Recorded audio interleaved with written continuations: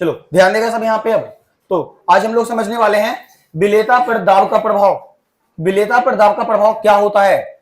विलेयता पर, विलेयता मीन्स जो घुलता है, दाब का प्रभाव गैसों की विलेयता पर अधिक होता है। जो दाब का प्रभाव है ना वो गैसों की विलेयता, अगर विलेयता में गैस है, विलेयता में अगर गैस है तो दाब का प्रभाव बहुत ज्यादा होगा।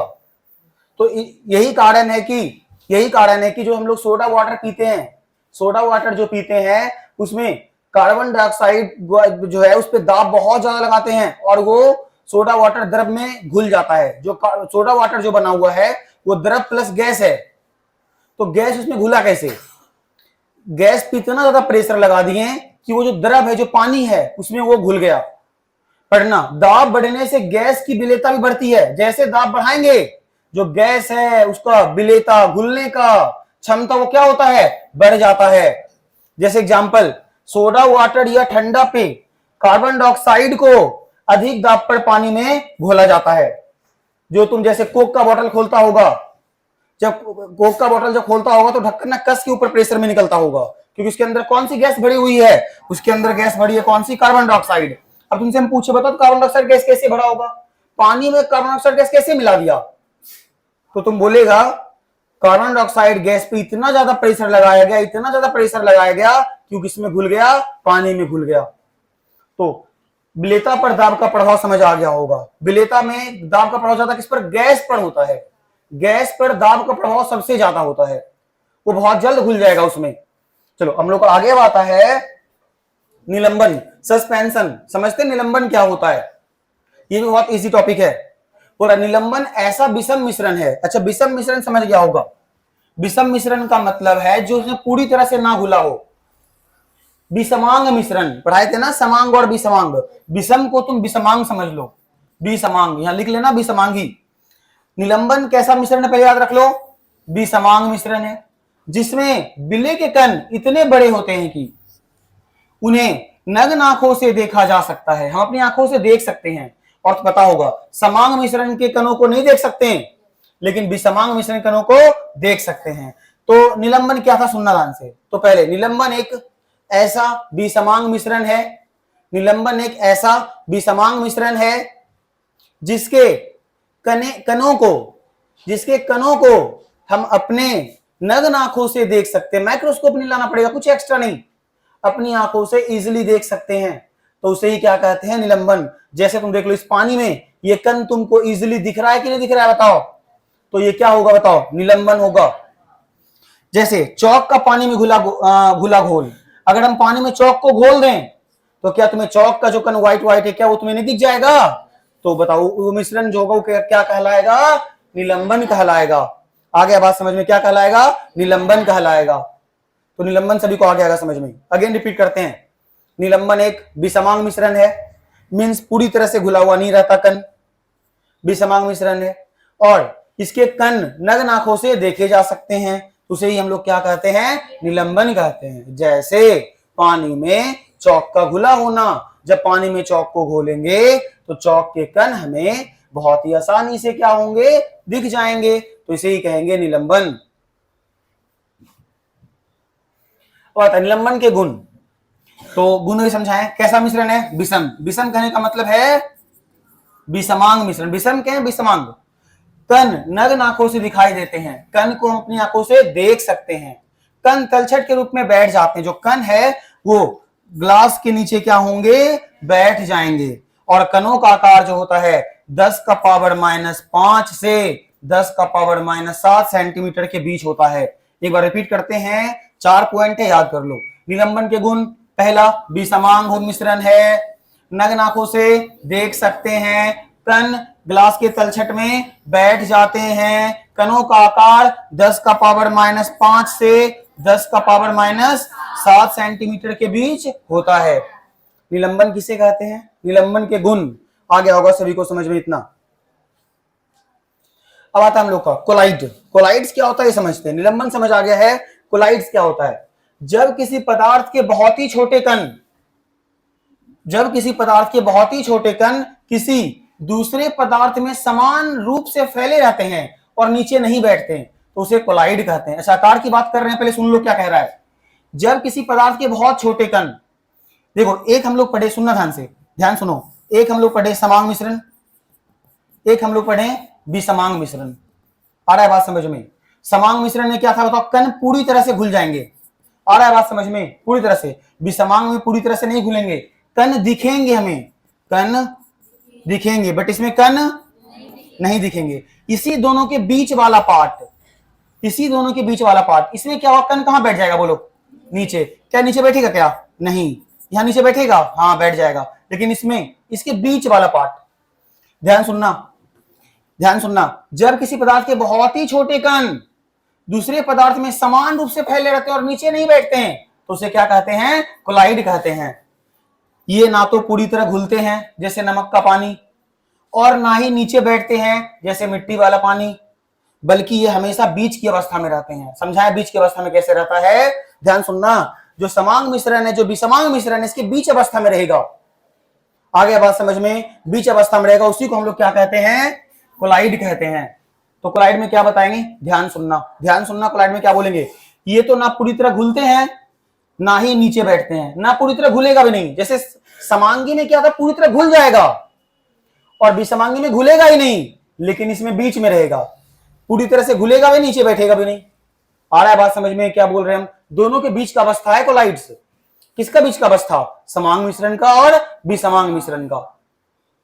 उदाहरण जैसे दूध हो गया, मक्खन हो गया, धुंध हो गया, रक्त हो गया, शैम्पू, पेंट हो गया। अच्छा, दूध और मक्खन, इसमें क्या नहीं बैठ रहा है समझाते हैं। देखो जो धुंध होता है, तुम देखता होगा, धुंध में ना धूल के कण भी होते हैं।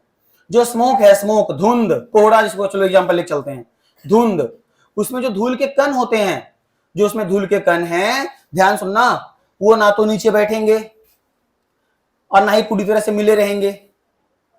जैसे हो गया तुम्हारा दूध हो गया, तुम दूध में देखना पानी रहता है, दूध में जो होता है पानी हो गया, और फैट हो गया, जो बसा वगैरह हो गया, वो ना तुम देखता होगा दूध को ना कई दिनों तक तुम छोड़ देगा ना, जब तब तुम देखना दूध के नीचे हल्का हल्का बैठा दिखेगा तुम्हें व्हाइट वाला पार्ट, और ऊपर पूरा हल्का हल्का पानी नजर आएगा।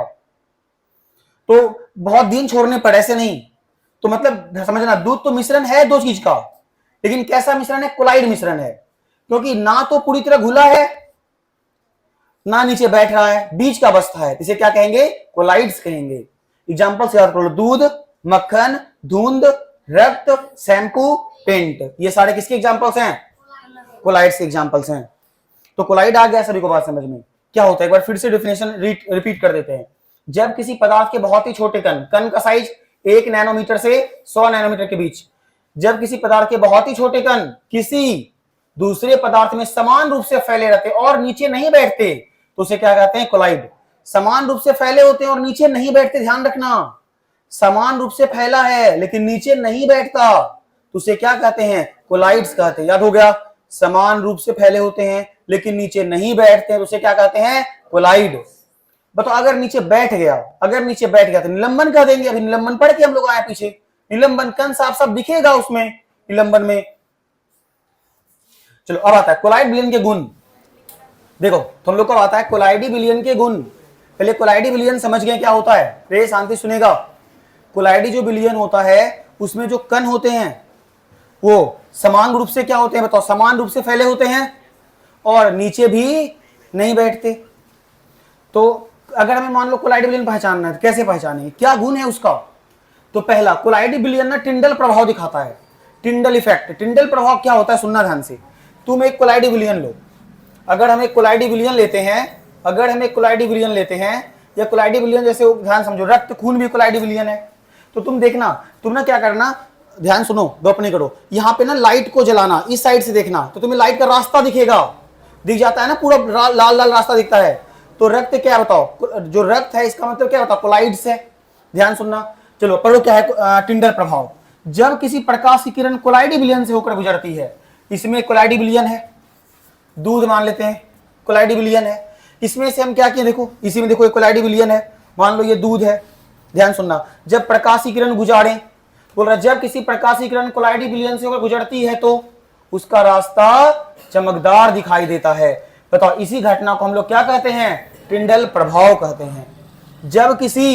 जब किसी कोलाइडी विलयन से प्रकाश की किरण गुजारेंगे तो उसका रास्ता जो होगा ना पूरा चमकदार दिखेगा, इसी घटना को हम लोग क्या कहते हैं? टिंडल प्रभाव। टिंडल प्रभाव समझा क्या होगा? कोलाइड विलयन से तुम प्रकाश को गुजारा, लाइट को गुजारा, तो उसका रास्ता तुमको दिख जाएगा, हाँ ऐसे जा रहा है। तो यही क्या है बताओ? टिंडल इफेक्ट, टिंडल प्रभाव है। क्या टिंडल प्रभाव आया समझ में क्या होता है? चलो आगे सुनना ध्यान से। अब देखो उदाहरण, अंधेरे कमरे में खिड़की से आती धूप में धूल के कण चमकते दिखता है। तुम्हें दिखता होगा अगर घर में अंधेरा कमरा है और दीवार में छेद है, यहां से अगर प्रकाश की किरण आ रहा है, तुम्हें धूल का कण दिख जाता होगा। आ रहा है बात समझ में? क्यों? क्योंकि जो स्मोक है ना, स्मोक, अभी धुंध बताए थे ना एग्जांपल, धुंध में धूल के कण इतने छोटे होते हैं जो समान रूप से फैले होते हैं, नहीं दिखते ना आंखों से। लेकिन जैसे लाइट आया, जो धूल का कण था, जब इसे लाइट टकराया तो लाइट फैल गया ऐसे, और रास्ता तुमको दिखने लगा। कैसे रास्ता दिखता है, ये कारण समझो। देखो ध्यान से, ध्यान समझेगा। जो धूल के कण था, जब इस पे लाइट आके पड़ा, ये टॉर्च का लाइट जब पड़ा, तो ये धूल का कण क्या लाइट को फैला दिया। क्या किया? फैला दिया, और लाइट हमें दिखने लग गया। तो बताओ टिंडल इफेक्ट सभी को आया समझ में क्या होता है? अगर हम कोलाइडी विलयन से प्रकाश की किरण गुजारते हैं तो उसका रास्ता साफ और चमकदार दिखेगा। इसी घटना को टिंडल प्रभाव कहते हैं। उदाहरण में क्या बोलेगा, ध्यान सुनना। धूप में जब धूप आता है, तो धूप जब आता है अंधेरे कमरे में, तो धूल कण के कारण से उसका रास्ता हमें साफ दिख जाता है। अब आता है हम लोग का ब्राउनियन गति। ये ब्राउनियन गति क्या सुनिए इसी का गुण है। कोलाइडी विलयन के पहला गुण था टिंडल प्रभाव, और दूसरा गुण क्या बताओ? ब्राउनियन गति।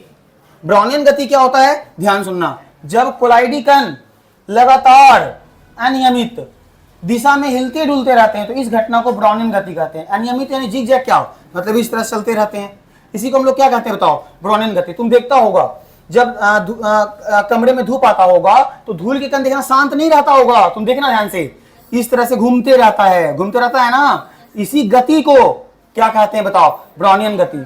तो क्या समझ आया? ध्यान सुनना। जो कोलाइड विलयन के अंदर जो कण है, कोलाइड विलयन के अंदर जो कण है, वो कण शांत नहीं रहता। कोलाइड विलयन के अंदर जो कण है वो शांत नहीं रहता, वो गति करता है, वो गति करते रहता है, इस तरह से गति करते रहता है, सब तरह से।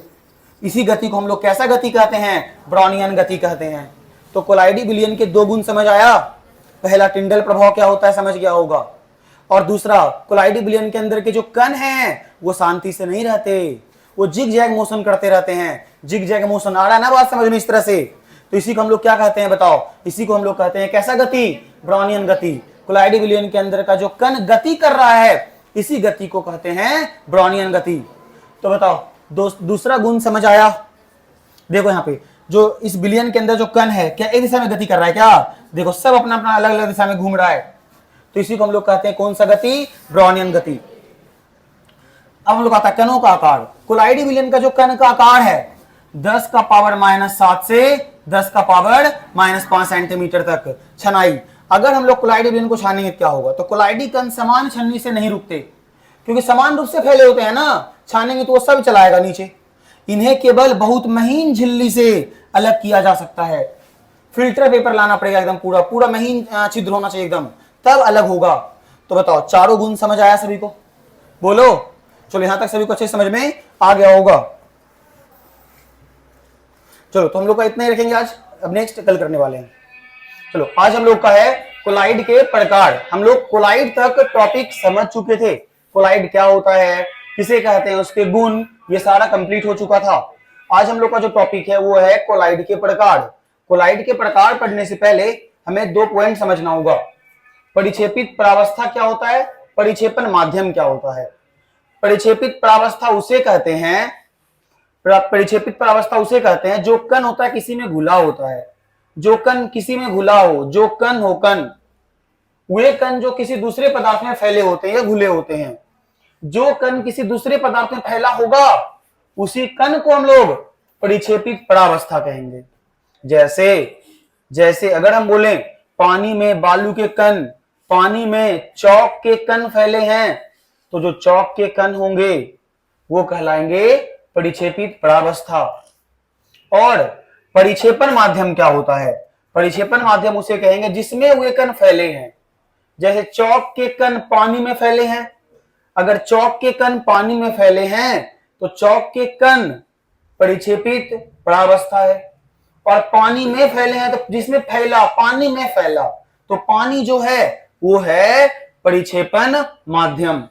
तो सभी को परिक्षेपण प्रावस्था और परिक्षेपण माध्यम अच्छे से क्लियर हो गया होगा क्या होता है। चलो आगे बढ़ते हैं। तो प्रकार में पहला आता है हम लोग का सॉल्व। अब ये नाम देके कंफ्यूज नहीं होना है, क्या होता है भी समझा रहे हैं। जैसे ठोस द्रव का समझना, किसी द्रव में कोई ठोस के कण फैला है, हाँ परिक्षेपित माध्यम, ये ठोस के कण फैला है किसमें, द्रव में। अगर ध्यान सुनना, ठोस के कण द्रव में फैला है, एग्जाम्पल की बात करें, पेंट, स्याही, रक्त, मिट्टी का घोल। जैसे मिट्टी के कण पानी में फैले हैं, तो मिट्टी के कण पानी में फैले हैं, तो मिट्टी के कण क्या हैं, ठोस हैं। आ रहा है बात समझ में। और पानी क्या है, द्रव, तो मिट्टी के कण ठोस द्रव में फैला है, तो ठोस है परिक्षेपित, जिसमें फैला है, पानी में फैला है, परिक्षेपण। तो वही ठोस और द्रव से, ठोस और द्रव से जो बना उसी को हम लोग कहते हैं सॉल्व। क्या सॉल्व आया समझ में, क्या होगा, ठोस द्रव से जो भी बना उसे हम लोग क्या नाम दिए, सॉल्व नाम दिए। तो सॉल्व का उदाहरण, एग्जाम में ना उदाहरण पूछता है कि सॉल्व का उदाहरण बताओ, पेंट, स्याही, रक्त, मिट्टी का घोल, यह तो पूछेगा। ठोस प्लस द्रव क्या, तो बोलेंगे सॉल्व। अब आता है द्रव प्लस द्रव। अगर किसी द्रव में द्रव के ही कण फैले हो तब उसको कहेंगे पायस। क्या कहेंगे, पायस। जैसे दूध, मक्खन, क्रीम। अगर द्रव में द्रव के ही कण फैले हो तो इसी चीज का नाम रख दिया गया पायस। अगर किसी, ध्यान सुनना, किसी ठोस में क्या लिखा है बताओ, द्रव प्लस ठोस, द्रव प्लस ठोस। ध्यान समझना, ठोस में किसके कण फैले बताओ, द्रव के कण। देखो परिक्षेपित माध्यम क्या बताएं, जो कण किसी पदार्थ में फैले होते हैं, ठोस जिसमें ये कण फैले होते हैं, तो ठोस में द्रव के कण फैले हैं, इसी को हम लोग क्या बोलेंगे, जेल। तो द्रव प्लस ठोस क्या होगा, जेल। उदाहरण क्या होगा, जेली, चीज, बटर। आगे आता है एरोसॉल। एरोसॉल में दो गो है, पहला ठोस प्लस गैस, दूसरा द्रव प्लस गैस। एरोसॉल में कितने हैं, दो हैं। ठोस प्लस गैस को भी एरोसोल कहेंगे, द्रव प्लस गैस को भी एरोसोल कहेंगे। ठोस प्लस गैस को भी एरोसोल कहेंगे, द्रव प्लस गैस को भी एरोसोल कहेंगे। और ठोस प्लस गैस का उदाहरण होगा धुआं, धूल। और द्रव और गैस का उदाहरण होगा बादल, कुहासा, स्प्रे। वो स्प्रे लिखा हुआ है लास्ट में, स्प्रे। देखो ठोस प्लस गैस, ठोस प्लस गैस क्या, जैसे धुआं है या धूल कण देख लो तुम, जो धुंध तुम देखता है, धूल कण जो उड़ते रहते हैं उसमें क्या होता है बताओ, ध्यान समझना। गैस में ठोस होते हैं, मतलब धूल के कण ठोस हैं, और वो गैस तो हवा है ही है। हवा में जब धूल के कण आ गए तो धुंध बन जाएगा, धुआं बन जाएगा, तो वो क्या होगा, ठोस प्लस गैस। और किसका उदाहरण होगा, एरोसोल का। द्रव प्लस गैस, जैसे बादल में पानी के कण होते हैं, तो बताओ हवा पहले गैस है, हवा, और से पानी कण चले गए तो क्या बन गया बताओ, बादल, कुहासा। तो बताओ सभी को प्रकार आया समझ में। एक बार रिपीट करते हैं दोबारा से। सॉल्व किसका उदाहरण है, ठोस प्लस द्रव का। पायस किसका उदाहरण है, द्रव प्लस द्रव का। जेल किसका उदाहरण है, द्रव प्लस ठोस का। एरोसोल ठोस प्लस गैस, द्रव प्लस गैस का। तो बताओ सभी को कोलाइड्स के प्रकार आए समझ में। चलो अब हम लोग आता है विलयन का सांद्रण। न्यू टॉपिक और ये लास्ट है, चैप्टर का लास्ट टॉपिक है। तो विलयन का सांद्रण क्या होता है इसे समझते हैं। तो विलयन में विलय की मात्रा को सांद्रण कहते हैं। पूरा सिंपल, विलयन में जो भी विलय का मात्रा है, जैसे हम पानी नमक का घोल बनाएं, नमक का कितना मात्रा है उसे ही हम कहते हैं विलयन का सांद्रण। सिंपल, विलयन में विलय की मात्रा को सांद्रण कहते हैं। सिंपल है पूरा। विलयन में विलय की मात्रा को क्या कहते हैं, सांद्रण। किसकी मात्रा को, विलय की मात्रा को क्या कहते हैं, सांद्रण कहते हैं। विलयन में सिंपल हमें यह निकालना है विलयन के सांद्रण में कि विलय कितना परसेंट घुला हुआ है, विलय कितना है, विलय का मात्रा क्या है, वही विलयन का सांद्रण। अगर तुमसे कोई पूछे ना कि विलयन का सांद्रण बताओ, तो तुम समझ जाया करना हमसे किसकी मात्रा पूछ रहा है, विलय की मात्रा पूछ रहा है। विलय मतलब समझता है ना, चीनी कितना घुला है, नमक कितना घुला है, ये पूछना चाह रहा है, आयोडीन कितना घुला है। आगे सुनना, इसे दो मुख्य रूप में व्यक्त किया जा सकता है। पहला प्रतिशत के रूप में, जैसे पहला का भी फर्स्ट नंबर आता है वजन प्रतिशत, weight by weight, percent weight by weight. जैसे विलयन के 100 ग्राम में विलय की मात्रा, ग्राम में याद रखना। देखो क्या है सुनना, वजन प्रतिशत क्या है बताओ, वजन प्रतिशत। दोनों बताओ, दोनों वजन है ना, बोलो। तो अगर वजन है तो दोनों किसमें होगा, द्रव्यमान में। दोनों किसमें होगा, द्रव्यमान में। ध्यान सुनना, तो वजन परसेंट क्या है, बिलियन के 100 ग्राम में बिले की ग्राम की मात्रा। तो हमें देखना है कि 100 ग्राम में, यानी बिलियन कितना है, पूरा 100 ग्राम, कितना बिले की मात्रा है, कितना बिले की मात्रा है। तो इसका फॉर्मूला होता है बिले की द्रव्यमान बटे बिलियन का द्रव्यमान गुना 100। सबका वही है, बस सिंपल याद कर लो। ऊपर किसका मात्रा लिखना है हमको, बिले का, नीचे पूरा बिलियन का, पूरा बिलियन का। दो चीज अगर अलग अलग दे दोनों को जोड़ के लिखेंगे। अगर हमें दो चीज अलग अलग दे दे, चीनी का मात्रा अलग, पानी का मात्रा अलग दे दे, बिलियन का नाम मान ना दे, तो हम दोनों को जोड़कर नीचे लिखेंगे। तो याद हो गया होगा, ऊपर बिले की मात्रा, नीचे बिलियन की मात्रा, गुणा में कितना, 100। अब द्रव्यमान, अगर तुम्हें वजन है तो द्रव्यमान लिखो, आयतन है तो ऊपर आयतन में लिखो, कोई दिक्कत नहीं है। एग्जाम्पल से ही क्लियर हो जाएगा।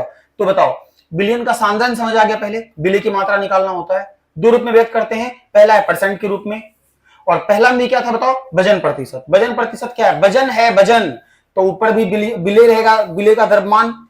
वजन है मतलब मात्रा ग्राम में होगा, तो दोनों ग्राम में ही। अब बताए तुम्हें द्रव्यमान का ही क्या होता है, किलोग्राम। तो ग्राम और किलोग्राम नहीं अंतर देखो, बस ग्राम को देखो। यहाँ पे द्रव्यमान, अगर तुम्हें यहाँ पे दोनों वेट में दे तो द्रव्यमान में लगाना फॉर्मूला, बिले का द्रव्यमान बटे बिलियन का द्रव्यमान गुना कितना, 100। देखो यहाँ पे एग्जांपल्स, बोला 100 ग्राम बिलियन। अच्छा, बिलियन का मात्रा दे दिया, कितना ग्राम, 100 ग्राम। 10 ग्राम नमक, नमक क्या है, बिले है, पता है ना। तो बताओ बिले का मान कितना दिया तुम्हें, बिले का मात्रा दिया है 10 ग्राम, और बिलियन का मात्रा कितना दिया, पूरे बिलियन का 100 ग्राम। तो हमें निकालना क्या है, ध्यान सुनना, तो हमें निकालना है यहाँ पे बिलियन का, बिले की मात्रा, यानी बिलियन का सांद्रण। अगर हमें सांद्रण निकालना है, अगर हमें सांद्रण निकालना है, ध्यान सुनना, अगर हमें सांद्रण निकालना है परसेंट के रूप में, तो कैसे निकालेंगे। सांद्रण मतलब समझा, बिले की मात्रा। तो फॉर्मूला क्या पढ़ के अभी यहाँ बताओ, दोनों ग्राम में है, पूरा इजी, ग्राम में है, देख लो, ग्राम में देख लिया तो वजन वाला लगेगा फॉर्मूला। आ रहा है बात समझ में। तो क्या पढ़ के आए, ऊपर बिले की मात्रा, नीचे बिलियन की मात्रा, गुना में 100। तो कर दो। तो बताओ बिले कितना है, 10। देखो यहां देखो फॉर्मूला, बिले की मात्रा, बिले 10, नीचे बिलियन, बिलियन कितना, 100, गुना कितना, 100, क्या कट जाएगा 100, और आंसर कितना आएगा, 10%। क्या दिक्कत है किसी को, बोलो। तो यहां से क्या पता चला कि जो नमक का प्रतिशत है वो कितना प्रतिशत है, 10%। तो तू ना बिना 100 के भी आंसर दे सकता है। अगर ऊपर में 100 लिखा हुआ है, 100 रहेगा ही, क्योंकि हम कितने ग्राम में बात करते हैं, बोलो 100 ग्राम में। तो 10 देख करके आंसर बोल देना, 10 ग्राम, सॉरी 10 ग्राम बोल रहे हैं, 10%। आगे बात समझ में, चलो आगे सुनेगा ध्यान से। अब देखो दूसरा आता है आयतन प्रतिशत। वो क्या था बताओ, वजन प्रतिशत। वजन में क्या था, सुनने वाले अंतर दिखाते तुमको। वजन में क्या था, वजन में ऊपर भी ग्राम में रहेगा तुम्हारा, बिले भी ग्राम में रहेगा, और बिलियन भी क्या रहेगा, ग्राम में रहेगा। और वजन है तो तुम्हारा दोनों मात्रा एमएल में रहेगा, ऊपर भी एमएल में, नीचे भी क्या, एमएल में।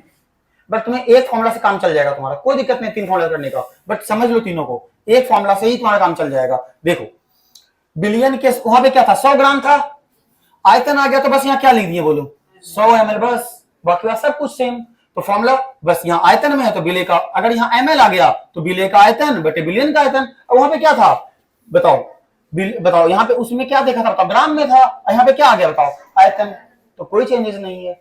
चलो एग्जांपल देखो, यदि 100 ml में 20 ml अल्कोहल है तो आराम से बता कितना परसेंट होगा, 20% होगा। एक ही को तुम याद रख लो बस, ध्यान सुनना। तो बताओ बिले का मान कितना तुम्हें दिया, 20 ml दिया है ना, अल्कोहल ही तो बिले है ना, जो 100 ml में घुला हुआ है, तो 20 ml। बताओ बिलियन कितना दिया तुम्हें पूरा, बोलो 100 ml दिया। यहां तक किसी को दिक्कत है, बोलो पहले में, बोलो। चलो हमें सांद्रण निकालना है, सांद्रण मतलब बिले का मात्रा। तो बताओ अगर हमें बिले का मात्रा निकालना है तो फॉर्मूला लगाना पड़ेगा परसेंट V/V।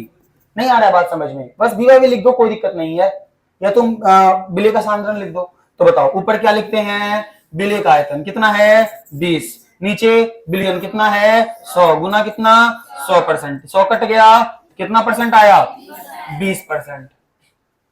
तीसरा है हम लोग का वजन बटे आयतन प्रतिशत, मतलब एक रहेगा ग्राम में, एक रहेगा एमएल में, तो भी कोई दिक्कत नहीं है। एक देखो वजन आ गया तो ग्राम में, प्रति आयतन आ गया तो एमएल में। देखो बिलियन के यहां भी चेक कर लो, क्या आ गया, फिर से 100 ही आ गया, कोई दिक्कत ही नहीं है। तो बिलियन के 100 ml में बिले के ग्राम की मात्रा हमको निकालना है, तो फॉर्मूला बिले का द्रव्यमान बिलियन का आयतन गुना 100, सेम वही चीज आ गया। तो पढ़ो 100 ml, ml है मतलब किसका मान है, आयतन का। ग्राम है मतलब किसका मान है, बोलो द्रव्यमान, और आगे वजन कह सकते हैं। तो बताओ, बोल रहा है ना 100 ml बिलियन में 5 ग्राम चीनी है, तो इसका परसेंट निकालो। तो एक है आयतन, एक है द्रव। आयतन है मतलब समझ गया V, द्रव मतलब W। ऊपर बिले, बिले कितना 5 ग्राम, नहीं आ रहा है बात समझ में, बटे ये कितना, नीचे कितना 100 गुना कितना 100, कितना परसेंट 5%। क्या किसी को दिक्कत है क्या, कैसा क्वेश्चन बन जाएगा इसलिए सभी से, बोलो। चलो आगे सुनेगा। देखो अब आता है आयतन के रूप में। आयतन के रूप में कैसे दिखाएंगे, अभी तक हम लोग पढ़ रहे थे, पहला हम लोग का कंप्लीट हुआ प्रतिशत के रूप में, दूसरा आता है आयतन के रूप में। कभी कभी सांद्रण को सीधे बिले और बिलियन के आयतन के अनुपात में भी बताया जाता है, जैसे 1 भाग बिले, बिले का कितना भाग बोलो 1 भाग, बताओ बिलायक का कितना भाग 9, तो बिलियन का सांद्रण निकालो। बिलियन का मान इस बार तुमको नहीं दिया, ये बात सुनना हम क्या बोल रहे हैं, बिले का मान तुम्हें दिया, बिले का मान है 1 यूनिट 1 भाग, बताओ विलायक का मान कितना, विलायक का मान है 9 यूनिट। अच्छा बिलियन का सांद्रण जैसे सुनना समझ जाना, किसकी मात्रा पूछ रहा है हमसे, बिले की मात्रा पूछ रहा है। बिलियन का सांद्रण का मतलब ही होता है बिले की मात्रा। तो बताओ बिले 1 यूनिट, विलायक 9 यूनिट, तो तुम खुद बताओ हमको बिलियन कितना यूनिट बन जाएगा, बताओ बिलियन क्या होता है, बिले प्लस विलायक, अरे बिलियन क्या होता है, बिले प्लस विलायक। तो बताओ बिले कितना 1, विलायक कितना 9, 9 कितना 10 यूनिट 10 इकाई। चलो सुनना ध्यान से, तो निकालना है हमें क्या, बिले की मात्रा, ये बिलियन का सांद्रण। तो बताओ बिलियन का अगर हमें सांद्रण निकालना है, तो बिलियन का सांद्रण का सिंपल सा फॉर्मूला हम लोग पढ़ के आए हैं, ऊपर लिखते हैं बिले की मात्रा, तो बिले की मात्रा कितनी है 1 बटे, नीचे लिखते हैं बताओ बिलियन, विलायक नहीं बिलियन, बिलियन कितना 10 गुना कितना 100, कट गया कितना परसेंट आया 10%। क्या दिक्कत है किसी को, बन जाएगा सभी से। चलो इसके बाद देखो, बस यहीं तक था, कर दो बंद।